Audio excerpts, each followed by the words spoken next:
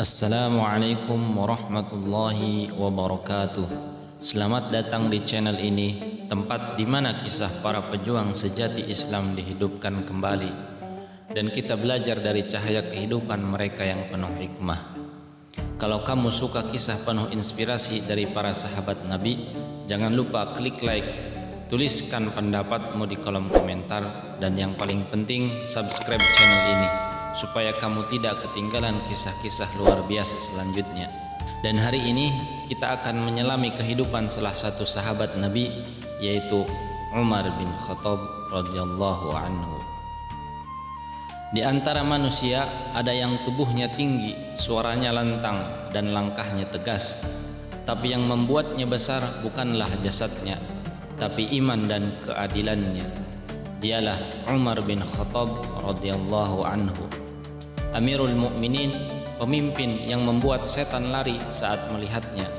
Rasulullah sallallahu alaihi wasallam bersabda, "Wahai Ibnul Khattab, demi zat yang jiwaku berada di tangannya, tidaklah setan bertemu denganmu di satu jalan kecuali ia akan mengambil jalan lain."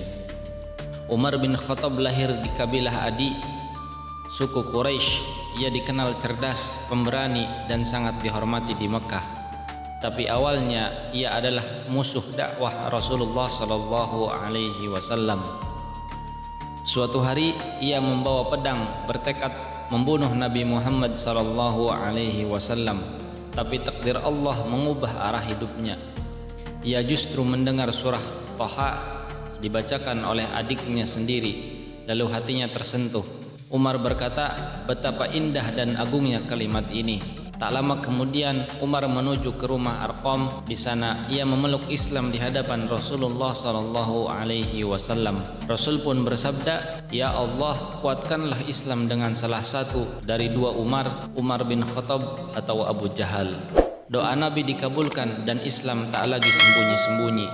Setelah masuk Islam, Umar menjadi tameng bagi kaum muslimin. Ia berkata, "Mengapa kita harus sembunyi? Bukankah kita di atas kebenaran?" Lalu ia memimpin rombongan muslim menuju Ka'bah, menantang kafir Quraisy dan sholat di sana untuk pertama kalinya secara terang-terangan.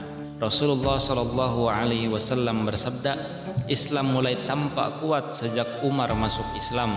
Keberanian Umar bukan sekedar otot, tapi karena imannya kokoh, tak goyah oleh apapun. Setelah wafatnya Abu Bakar, Umar menjadi khalifah kedua. Di bawah kepemimpinannya, Islam meluas ke Persia, Syam, Mesir, hingga Yerusalem. Tapi Umar tetap hidup sederhana. Ia tak mau tinggal di istana, bahkan pakaiannya bertambal. Dikisahkan, saat delegasi Romawi datang, mereka heran. Umar sedang tidur di bawah pohon tanpa penjagaan. Salah seorang dari mereka berkata, "Engkau memerintah dengan adil, maka engkau tidur dengan tenang." Umar dikenal sangat tegas, terutama dalam keadilan. Ia pernah berkata, "Seandainya seekor keledai jatuh di Irak karena jalan rusak, niscaya aku takut Allah akan menanyakan itu padaku. Mengapa tidak kau ratakan jalan, wahai Umar?" Di masanya dibuat sistem penggajian pasukan, kalender Hijriyah, Departemen Kehakiman, dan pembagian wilayah administratif. Sebuah sistem pemerintahan Islam yang modern, adil, dan berlandaskan Al-Quran. Umar bukan sekedar pemimpin perang, ia juga hamba Allah yang sangat takut kepadanya. Sering ia menangis dalam salat, bahkan ada bekas air mata di pipinya. Ia berkata, "Andai semua manusia masuk surga kecuali satu orang, aku takut akulah orang itu." Meski dijamin surga oleh Nabi sallallahu alaihi wasallam, ia tetap merasa hina di hadapan Allah Subhanahu wa taala. Rasulullah sallallahu alaihi wasallam bersabda, "Aku melihat istanaku di surga. Lalu aku bertanya, milik siapa ini?" Dijawab, "Ini milik Umar." Suatu pagi saat memimpin salat subuh, Umar ditikam oleh seorang majusi bernama Abu Lu'lu'ah. Dalam keadaan berdarah, Umar tetap sholat duduk. Ia bertanya, "Apakah aku sudah menyempurnakan sholatku?"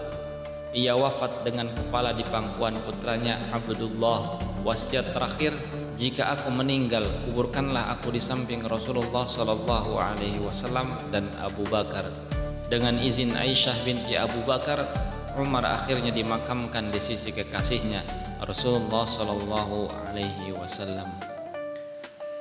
Umar bin Khattab bukan hanya memimpin, ia adalah cermin keberanian, simbol keadilan dan contoh ketundukan kepada Allah Subhanahu wa taala. Ia membuktikan bahwa kekuatan sejati bukan di pedang, tapi dalam takutnya kepada Allah. Semoga kita bisa meneladani Umar, adil dalam memimpin, zuhud dalam hidup, dan tulus dalam beribadah. Rasulullah sallallahu alaihi wasallam bersabda, "Jika ada nabi setelahku, maka itu adalah Umar bin Khattab.